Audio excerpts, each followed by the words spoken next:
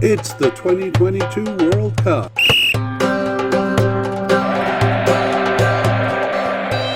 It's Germany's players. Hello and welcome to the International Soccer Preview by Soccerphiles Canada. I'm Kevin. And I'm Connor. And today we are looking at Germany's squad for the 2022 World Cup. Short version, please. The player-by-player discussion. And we're going to move on to discussion of the squad. So we introduced a few points coming out of the previous podcasts that we've done, and we'll kind of detail them a bit here. Do you want to take us through them, or maybe one by one? Yeah, I'll introduce them.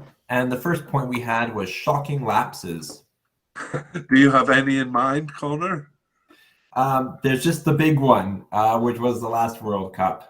Yeah, getting knocked out at the group stage in 2018, unable to score against South Korea in that third game. Yeah. Just the second time that they've been knocked out at the group stage. And then in qualifying for this cup, despite, I believe they won all of their games, but a big shock with a home loss to North Macedonia. It seems like both of those events are only possible in an alternate universe. Yeah, Germany, kind of the model of consistency. So yeah, those lapses coming in kind of quick succession, definitely a shock to the system. Yeah, and I'm kind of proud of the little saying I came up with for Germany while writing the notes. Germany, oh, you're supposed to introduce it. Sure. Germany laps but don't lull, which is very well summed up. Yeah, okay, well, I'll explain. Their only loss in qualification was that loss to North Macedonia. And Germany's, of course, known for their consistency. Prior to 2018, as I said, only knocked out once at the group stage of the World Cup, and they've always made it to the World Cup. They haven't ever suffered two group stage knockouts in the World Cup in a row, but in Euro Cup they have in 2000 and 2004. However, in between, they finished second in the World Cup, so we could hardly call that a lull. However, a poor showing here, given their group stage exit in 2018 and a bit of a struggling performance in the Euro 2020 with a round of 16 finish, would constitute their biggest lull. Would you say so here, or what would you call it a lull? What would they have to do to be in a lull here? I think you're looking at probably 2 or 3 tournaments consecutively, or some big misses. So Italy would be an example of the missing out in 2 World Cups, even with a European Championship in between. But I think it's that successive failures. Yeah. As opposed by to Germany's standards, though, I think failing to reach 2 World Cups in a row would actually break up the country. But by Germany's standards, I think even a round of 16 finish in the next World Cup would constitute a lull. What do you think? Yeah, I mean, Germany, I think they have more kind of semi-final appearances than anyone else in terms of first, second, thirds. And you look at Euros and World Cups, they so consistently get to the last 4. So that has to be their aim at a minimum. So I guess in that regard, yeah, round of 16 or possibly even quarterfinals could be seen as a fall from their normal high standards. Yeah. All right. Well, it's not the team podcast, but perhaps we'll discuss that a little bit more in the update podcast. We did kind of talk about it in the group podcast. Let's move on and talk about the change of the long-term manager. As we were going through the players there, Connor, did you feel that the change of manager had made a big difference? I think kind of the Germany had a generation that won the 2014 World Cup that was kind of aging out, and some names like Schweinsteiger and Kroos, Podolski, kind of some other players had gone. So I think the task for Flick is to rebuild the team in a sense, especially given their fate at the last World Cup, and to rebuild it kind of with some younger players. So I think there are players getting a new chance. We've seen some players return after absences, and I think it's some younger players as well. Flick has a job of kind of rebuilding kind of the next great German team. I agree with you. And actually, Love had to do the same thing in 2006. They were in a bit of as we saw, two Euro Cup group stage exits in a row in 2000 and 2004. So there was a bit of rebuilding in 2006. Love rebuilt the team, and now it's kind of time for rebuilding again. I would say one of the things I noticed is a bit unsettled. Sorry, I'm jumping into your role again, but maybe you can talk about it. What you felt as we were going through the player by player. The headline here is a bit of difficulty settling on the starters. Yeah, I think in several positions they've been trying out different players, a little bit to an alarming degree. And as we said, for a long time, Germany kind of knew who its starting 11 was. I think if firm starters are to be settled upon, it looks like they're going to have to figure that out in the Cup, as they only have a couple games in September coming up and only one pre-tournament friendly scheduled.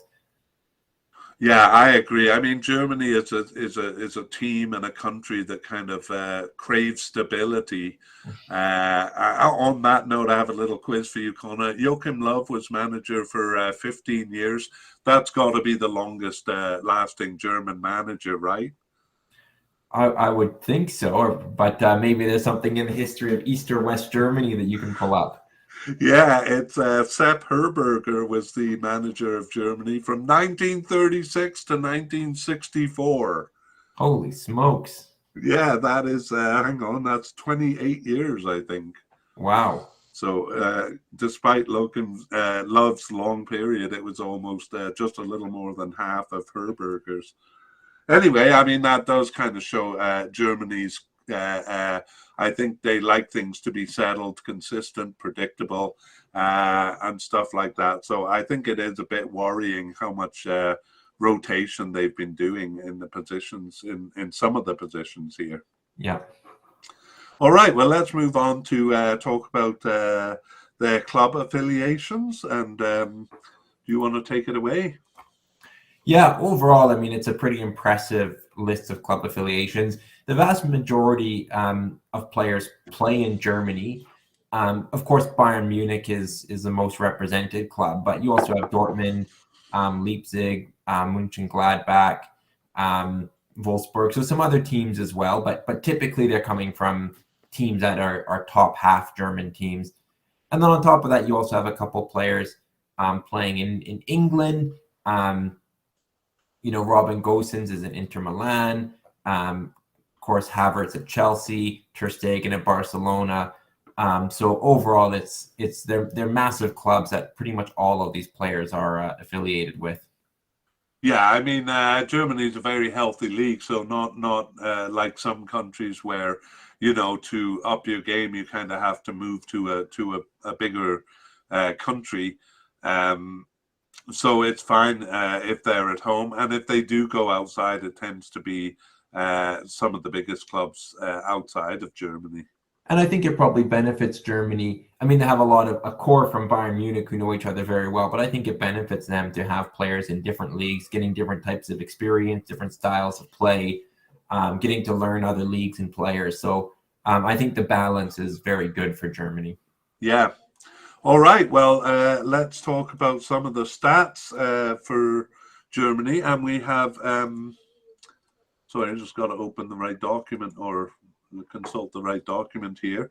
One of the stats we look at is kind of the total number of candidates they have on the table. It's not really a factor for Germany.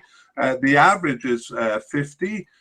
They have 41, so a fairly small number of candidates to choose from. These would be candidates who've been kind of called up since 2020.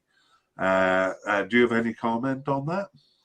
Yeah, I mean, we talked about settling on starters being a thing, but they're not necessarily, casting the net all that wide and pulling new players in. For the most part, they're players who are around the club and they're just trying to find the right mix of who's going to start. So, yeah, I think that probably helps, but I think that's a finer point is they may not have starters, but they kind of have a core group or a smaller group of players who they're using in those positions, even if we're seeing rotation.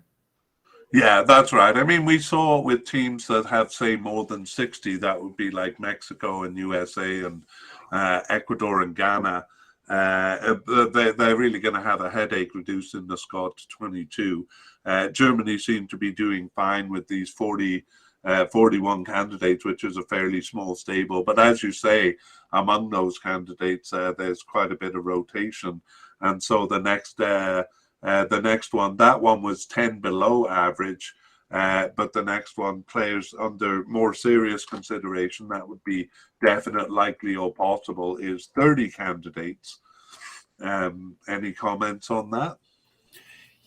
Yeah, 30 is more than the squad number that they can bring. So obviously there's going to be some players who've been involved who will have to be trimmed down.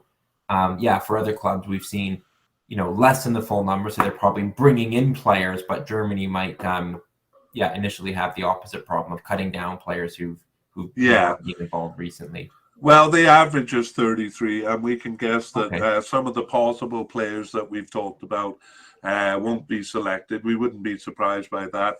There's always a couple of new candidates who are in good form that they bring to the cup. In the update podcast in September, we'll probably see a couple of new names. Right now, the total number of players in the definite and likely category is 20. So from among those 30, or if we add a couple, say 33, they have to reduce it to 26, and it looks like 20 of them are already pretty much decided. Anything to add there? No, I think you summed that up well. Okay, well, in average age, would you guess Germany is a bit older or younger, or what do you think? I think they're going to be pretty close to average, but Yeah, okay, we'll take a look at it. It's actually a bit above average, 27.2, with the average being 26.5 there. And I'll just kind of cover Manuel Neuer is 36, but we do have 9 of those 30 players who are 30 years old or older. And we only have 3 who are 22 years or younger, so a bit balanced on the older side there. But do you see that as a problem? No, I don't think so. I think they have enough young players to call on if they want, and enough talent. I mean, Germany always seems to produce talented players, but hopefully that experience, from a German perspective, will end up being an advantage. They're not old by any means, but some players with a lot of caps should help. Yeah, you're right. Not old by any means, because after the 36-year-old goalkeeper there, the next oldest is Marco Reus at 33 and Thomas Muller. So even that's not particularly old. And as you said, with that age comes experience, and they have an average number of caps of 34.4, the average being 27.8. What do you make of that? Yeah, I think that speaks to not necessarily an older team, but an experienced team. And I think that's definitely a positive. I think that works in their favor.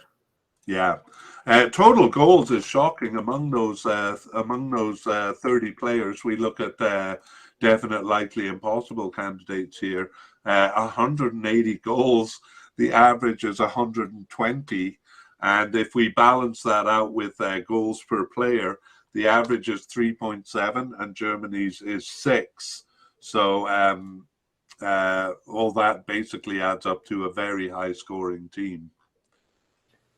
Yeah, and they get goals from different positions. We mentioned one of their right backs. It may have been Hoffman with 4 goals from 16 appearances. So they have players who can score from all over. Rudiger and Sule, both a goal threat from the back as well. Yeah, well, we have a bit of stats. I don't want to dwell on it too much, but we did notice that Muller and Timo Werner's scoring percentage were quite good. So I'll just tell you, Thomas Muller is 37%, Timo Werner 43%, and Serge Gnabry, even though it's over a fewer number of games, 20 goals in 36 games, a whopping 55%. Yeah. Yeah, but then we have a lot of players who are above 20%. There are some teams who don't even have any players with 20%. And as you say, some of their more defensive players um, have percentages 10 to 20%, which is quite good. So goals from all over the field, as you say. Okay, well, let's move on from that and look at a couple of player issues. And do you want to introduce them? Yeah, so starting in defense, we have Germany has to settle, I guess, on a central defense and formation. Right, so sometimes it's a two-man central defense and sometimes a three-man. It alternated throughout, especially at the end, alternating from one to the other in the last two friendlies and the Four Nations League games. I'm not sure myself. Maybe you have an opinion whether it's strategic or is it kind of indecision or perhaps based on who's available, Connor? Yeah, it might be a bit of based on who's available and based on the opponent. Yeah, I think they'll probably, as they did with the last tournament, probably pick a formation and stick with it. But yeah, maybe there is a bit more flexibility. But I think for game one, they'll need to obviously know what formation they're going to set up with and who's going to fill the roles. Yeah, I mean, sometimes it's kind of worked out in the group stage of the cup. Right now, it seems like Rudiger and Sule is the most likely pairing with Kehrer as the most likely third. But there's been a lot of rotation, and there's no pair or grouping that's been consistent enough, really, for players to get used to their partners in the positions. So, a bit of an issue in several positions, really. All right, next, yeah, go ahead. We have Hoffman as either right back or right winger. Yeah, we saw in the Euro Cup, Kimmich was there, but you told us why he was more of a central midfielder under this manager. So it seems to be settling on Hoffman, or it seemed to be that way during World Cup qualifying. But then three players started the position over the last Four Nations League games. So it was Hoffman twice, but it seems a bit up in the air. All right, let's move on to midfield. Sure. Kimmich seems most likely to start there, but we'll see whether it'll be Gundogan or Goretzka alongside him. Yeah, I don't think we need to say much more than that. The position's a little bit unsettled. We may get a bit more light shed on this in the September games. If you have nothing to add, Connor, we can move on to attack. Yeah, and the first one I'll mention there is whether it'll be Sané or Musiala as the left attacking midfielder, two Bayern teammates, I should mention. Oh, interesting. Yeah. Towards the end, they shared this position. It was kind of Sané quite a bit at first. Müller was over there too. Sané seems the more likely, but Musiala seems to be being used a lot. So they may kind of look for a place for him to come into. Yeah, next we have who the right attacking midfielder will be. Yeah, more unsettled than the left side. Gnabry and Havertz and Muller and several others, including central midfielder Hoffman, have been seen starting on that side. So that needs to be pinned down perhaps a little more. And then as will a central attacking midfielder, and part of that is whether they'll use one, I suppose. Yeah, that's right. Several players stepping into the role. Marco Reus actually more than any other single player, but he seems like he won't make the squad. So probably Havertz and Muller. They have these Havertz, Muller, and Musiala kind of roving attacking midfielders there. Yeah, and then finally, will it be Werner as starting center forward? All right. Well, part of that roving attacking midfielder is that Gnabry, Havertz, and Muller have all stepped into the centre forward role, but it is one of the more settled positions for the team. All right, let's move on to look at some of the new players on the squad. All right. We'll just mention these by name, I believe, unless there's anything else you want to to mention, Kevin? I might mention a couple of things, but we've gone through them in the player by player, so it's just a review at this stage. Yeah, so for definites, we have Thilo Kehrer and David Raum. Okay, both of those are defenders. Thilo Kehrer, a central defender who I think has played on the right a couple of times. David Raum seems to be established as the left back or left winger, depending on the position. Yeah. And then we have Nico Schlotterbeck, as well as Lucas Mecha, who we both listed as possible. Yeah, they're both young. Generally, a lot of these players are young, but we may have older players who are newly joining the team. Schlotterbeck is a central defender, and Lucas Mecha a forward, though usually used as a substitute rather than a starter. Yeah, and I think I said possible, but those two are likely. Right. But in possible, we do have two names. Those are Oliver Baumann and Karim Adeyemi. Right, and we said it in the play-by-play. Oliver Baumann may have come in as a replacement. I'd be a bit surprised to see him selected for the squad, given the quality of candidates Germany has in goal. Karim Adeyemi, yeah, a forward. Oliver Baumann is 32 years old, by the way, so just new to the squad, but not a young player. Karim Adeyemi, in contrast, is just 20 years old. And then the final name on this list is Ridley Baku, who we have as possible but unlikely. Yeah, he looked like he was making a bit of an inroad there during the period that we talked about, but ended up only starting 2 games and not called up as much as it looked like he was going to be. So that is new players. You can see they're all kind of in light grey there, which indicates that they have never been in a tournament before. Let's move on to injuries. All right. First, actually, the only name we have to really mention is Lucas Klosterman. Yeah, we had a couple of questions. I think we had a question mark about Marco Reus, but he was back in action. The players that we had questions about look like it's not an issue. However, for Lucas Klosterman, coded as a right back, but also has played on the right side of that 3-man defense.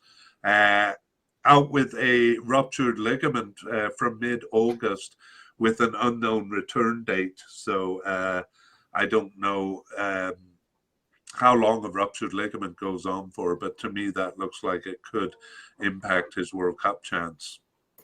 Yeah, not looking great for him. Yeah, again, maybe we can update this in the podcast on any new injuries that happen between then and now. But we're going to finish this section with notable absences.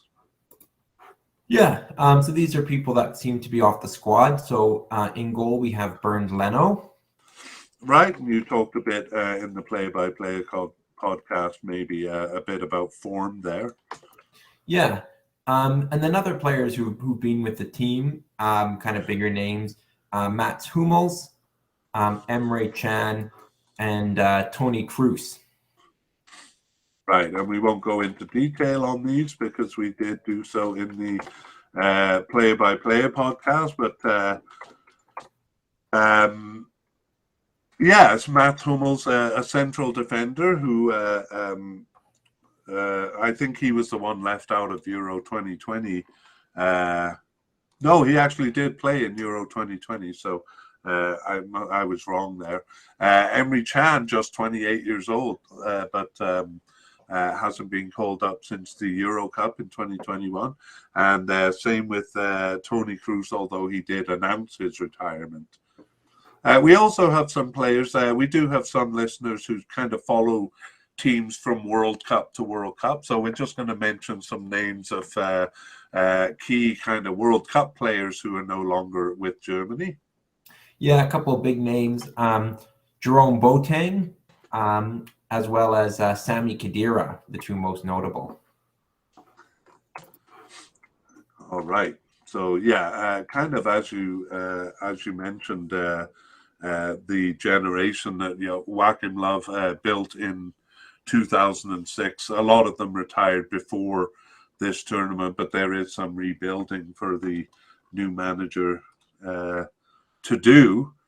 But now we're going to finish the podcast finish the media cast by going through the names that we've listed and try to predict who's going to be starters. We won't talk too much about substitutes because anyone who's in the definite or likely candidate category who isn't nominated as a starter will probably be a substitute. So let's begin with the manager, and we have, do you want to take us through the candidates, Connor? Yeah, I mean, Joachim Löw was a previous manager, but firmly in there now is Hansi Flick. Right, he hasn't been through a tournament before, but we doubt that they would change their manager at this point. Let's move on to goalkeepers, and perhaps we'll name the definite and likely candidates as we go through. Yeah, so we have Neuer as a definite candidate, Manuel Neuer, and then likely we have Kevin Trapp. All right, do you see a starter there? It may be his last major tournament, maybe not, but I see Manuel Neuer still as the starter, as he has been for many tournaments now.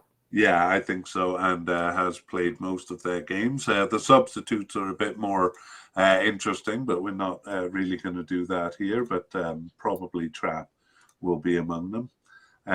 Central defenders, who do we have? Indefinite, we have Niklas Süle and Thilo Kehrer. And then in likely, we have Antonio Rudiger, as well as Nico Schlotterbeck. Right, and again, that kind of comes down to whether it's going to be a two-man or a three-man. I actually think myself that Niklas Süle and Antonio Rudiger would be part of the two-man defense. And then Thilo Kehrer added if it's a three-man defense. What do you think? I agree entirely with that. Yeah, I think Süle and Rudiger are the most likely starters. Right, but we are oversimplifying it a bit there because several players, even right back Klosterman, has come into the position. So it's quite possible that other names will show up. I'm not willing to say Thilo Kehrer will be a starter there. How about left back? We only have one definite candidate, and that is David Raum. Right, he's been pretty consistent, either as a left back in a four-man formation or a left winger in the three-man defense. I think he's the starter there. Yeah. We have right backs. Yeah, we have Josh Kimmich and Jonas Hoffman as definite, and then Lucas Klosterman is likely, though he does have that injury doubt hanging over him. Right. Well, we did see that Joshua Kimmich actually has moved to central midfield, so I'm going to actually move him right here. Do you think he'll be a starter? I do think Kimmich will start, but in central midfield, as you've identified. And so that leaves me feeling confident that Jonas Hoffman will be the right back. Again, yeah, maybe a bit oversimplified here because we have seen other people in the position. Excuse me, and we have seen Hoffman play as an attacking midfielder, but I'd say, confident enough that he'll be there. Defensive midfielders, it looks like we don't have any definite or possible candidates there. No, not in the defensive midfield position, but we do in central midfield. We have Joshua Kimmich, who you mentioned, as well as Ilkay Gundogan indefinite. Yes. And do you see Gundogan as a starter? I'm going to actually move Leon Goretzka up to here because we have him as a likely candidate as a left midfielder, but actually he's been playing in central midfield. Do you see Gundogan or Goretzka as definite starters? I think as we identified, it'll be Kimmich with either Gundogan or Goretzka, and I favor Gundogan in that role. Okay, yeah. I've actually started using yellow to identify kind of an alternating players, because there are some teams that kind of alternate on purpose even. Yeah. Okay, let's move on to left wingers. We saw the defensive, the right back and left back moving up to there, but we do have one candidate there, Marco Reus, as a possible. So I think we go right to the attacking end of the field with the left and right midfielders. Yes. In left midfielders, we don't have any definite or likely candidates, but in right side we do, where we've identified Thomas Muller and Leroy Sané. Right, and I think I'm going to move Leroy Sané over to the left because that's primarily where he has played, and I'm gonna nominate him as a starter quite boldly because he has played there the most.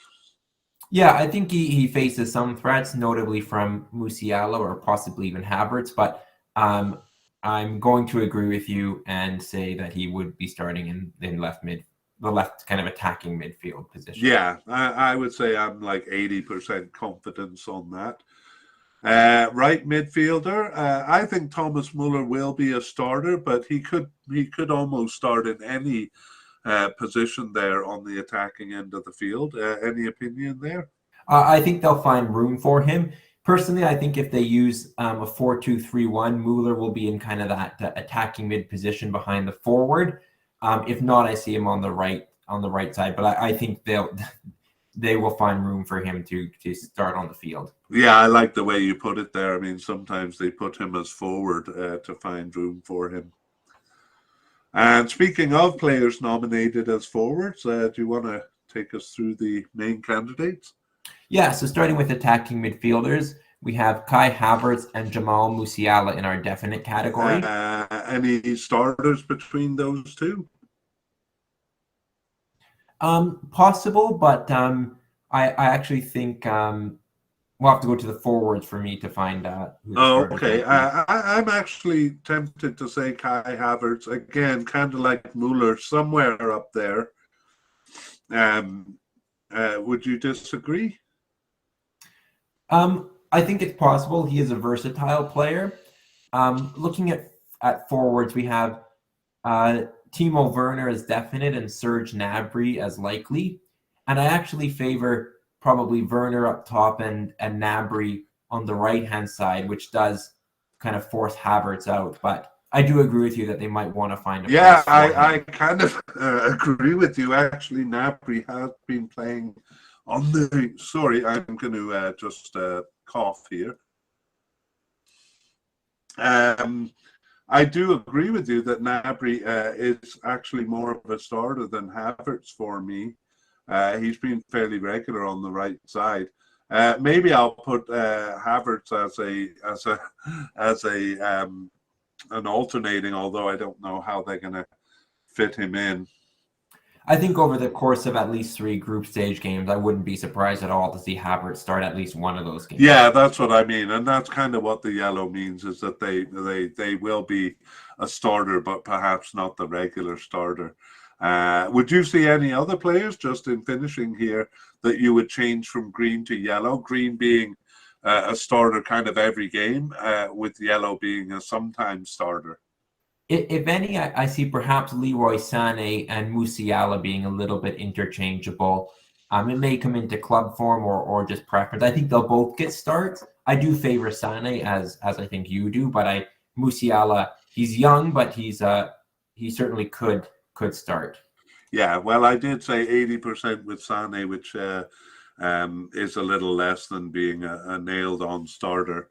I guess we can look at the September games and see if that sheds any more light on the matter. Yeah.